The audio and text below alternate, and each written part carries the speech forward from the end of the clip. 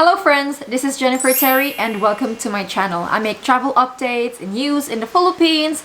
If that is something that you want to follow, consider subscribing to this channel. Alright, this video will talk about the Bureau of Immigration Travel Advisory.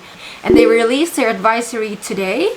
And this advisory is according to the new memo from the NTF, which we talked about in our last video, but I think it's more detailed. So let's go ahead. First up, all Filipino citizens will be allowed to return to the Philippines regardless if they are an OFW or a non-OFW. All Filipino citizens can return to the Philippines. Finally, yan lang po ha, again, I'll speak in Filipino. Non-OFW, OFW, maaari pong umuwi. Wala na pong ban sa ating mga non-OFW. Lahat ng Filipino citizen ay makakauwi po. Effective March 22 until April 21, all foreign nationals will not be allowed to enter the Philippines. The entry of foreign nationals are suspended. And when we say foreign nationals, this includes former Filipinos. There are 5 categories of foreign nationals who can still enter the Philippines. Who are they? Who are exempted from the travel suspension? First up are 9E visa holders and 47A2 visa holders. So these are diplomats and members of international organizations and their dependents. Foreign nationals involved in medical repatriation endorsed by the DFA, foreign seafarers under the Green Lanes program for crew change, provided that they hold a 9C visa crew list at the time of entry.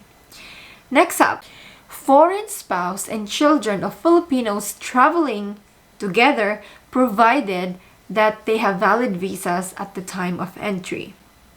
And lastly are emergency, humanitarian, and other analogous cases approved by the chairperson of the NTF or the National Task Force for COVID-19 or his duly authorized representative, provided the foreign nationals have valid visas at the time of entry. Now, let's go to the conditions of entry of those 5 exempted categories. First one, for diplomats, their visas, their 9E and 47A2 visa must be valid, okay? Next one are foreign nationals involved in medical repatriation. Their requirements, they must have a DFA endorsement, an OWA endorsement, and an OWA endorsement. Why is there 2? Next up are seafarers, foreign seafarers. Their 9C visa should be valid. Next is foreign spouses and children of Filipino nationals. Now for this one, the requirements is that you must be traveling with your Filipino national spouse or parent. And the next one is you should have a valid visa. So this therefore means that Balikbayan program is totally suspended. It's totally suspended. Even if you're traveling with your Filipino spouse or your Filipino parent, you still need a visa to enter the Philippines.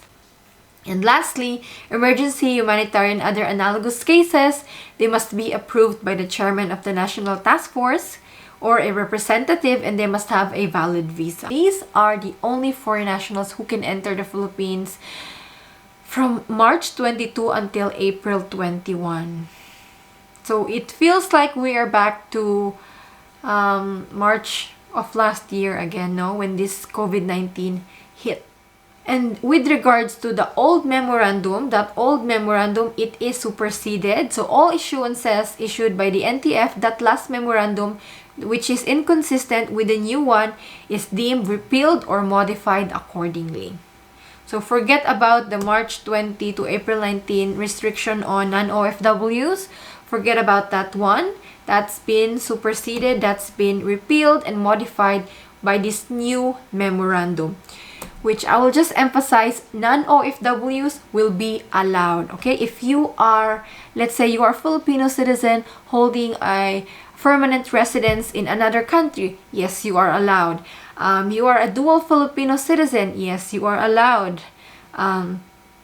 You are a tourist visa holder, a Filipino citizen with a tourist visa holder, yes, you are allowed. You are a Filipino citizen who was holding a student visa overseas, yes, you are allowed. J1 visa holders in the US going home to the Philippines, yes, you are allowed. All Filipino citizens, all Philippine passport holders, you are allowed. But former Filipinos, okay, you are born as Filipino citizens, but you've been naturalized, let's say, as a US citizen, a Canadian citizen, therefore, you are a former Filipino, you aren't allowed to enter the Philippines because the Balikbayan program is totally suspended. I just hope that in their announcement, couldn't they just say Balikbayan program suspended? You know, people have to analyze. People are so confused. You have to put it black and white. Bureau of Immigration is not allowed. What is allowed, you know? You have to be more detailed in your announcement. And with regards to the inbound capacity, maximum inbound capacity, you remember we also had that memo that only 1,500 international arrivals will be allowed in NAIA, in Manila Airport. Now, included in the memo is that the travel of Filipinos and exempted foreign nationals shall be subject to the arrival quota set by the Department of Transportation. So the 1,500 maximum capacity is for Manila arrivals is still there. So what it means, though, even though that we have good news that, you know, non-OFWs will be allowed again, if the inbound maximum capacity of 1,500 is still there, it's still bad news for us, as you know, we expect flight cancellations. Limited capacity, inbound capacity means flight cancellations. They're synonymous. And so, Philippine Airlines has already announced initial list of flights that are suspended or cancelled. And that is only for the period of March 18 to March 22. And there was already more than 40 flights cancelled. Just on that 5 days. Imagine for the following days, there'll be more. So as with flight cancellations, guys, for sure there are more airlines to follow. You know, they have to follow the directives of the Philippine government. It's, you know, it's not their fault. They're just following the Philippine rules.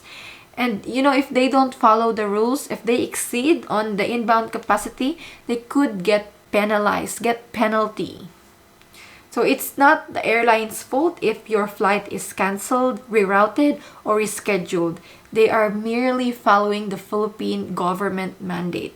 But take note that the 1,500 maximum inbound capacity is only for Manila Airport only. But do note that international airports like Cebu and Clark have also previously set their own limit on passengers arriving in the country. So for example, there is a 1,500 cap for Clark and another cap for Cebu for that matter. So the controls in terms of inbound passengers are currently existing in all gateways. But there is some hope because we have 3 senators who are criticizing this policy of limiting inbound arrivals in NAIA to 1,500 passengers a day. They're criticizing this. And according to Senate Minority Leader Franklin Drilon, why is it 1,500? How is that figure arrived at? Yeah, what's the basis? And also Senator Francis Tolentino branded this inbound travel cap as unforeseeable. I foresee the unforeseeability. Who will determine which airline should have a cap of 1,500 Filipinos? Which stopover should force the disembarkation of Filipinos?